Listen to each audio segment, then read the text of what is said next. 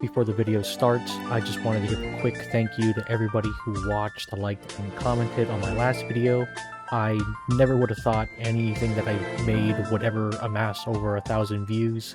It truly means a lot. Thank you. Enjoy the video. I love Team Fortress 2.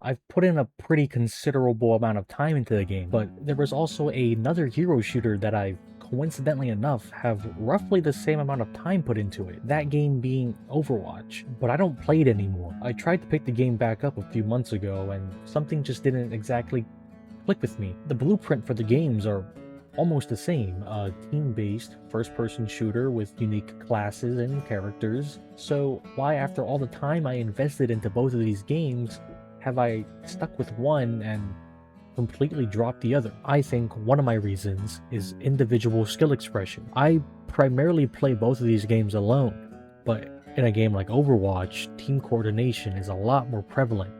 Being able to combo ultimates together, knowing when to push and when to fall back, are crucial mechanics for every match. But to achieve these things, you're gonna have to work as a team. If you decide to use an ability, you have to first see what the enemy's team composition looks like and keep track of any abilities that could counter you. You can work around this by, again, communicating with your team to see if they could bait out any of those abilities. And in its own sense, these things are fun.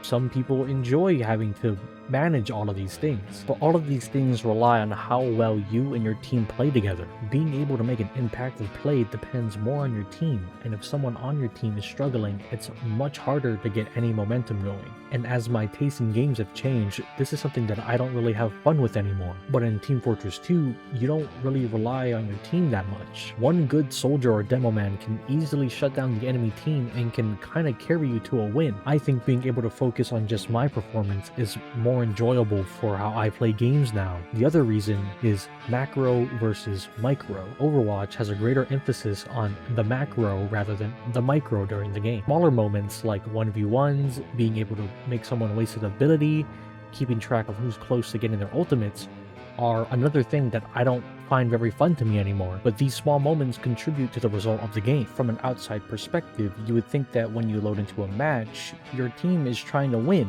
You're here to push the payload card and defend the capture points, but that just isn't the case. The macro ends up not being the main objective, but all of these smaller moments end up being much more memorable than winning the game. Like hitting a market gardener or a mid-air direct hit, those moments are going to stick with you much more than whether you lost or won. And that's why I choose TF2 over other games in its genre. The unseriousness, being able to play how I want without caring whether or not my team wins, is what keeps me coming back to this nearly 20-year-old game. If you agreed or disagreed, or maybe you have a different reason on why you play TF2 over other hero shooters, I would love to hear about them in the comment section. And maybe you're on the opposite side and you enjoy other shooters more than TF2. Whatever the case is, I would love to hear about it. Thank you for watching.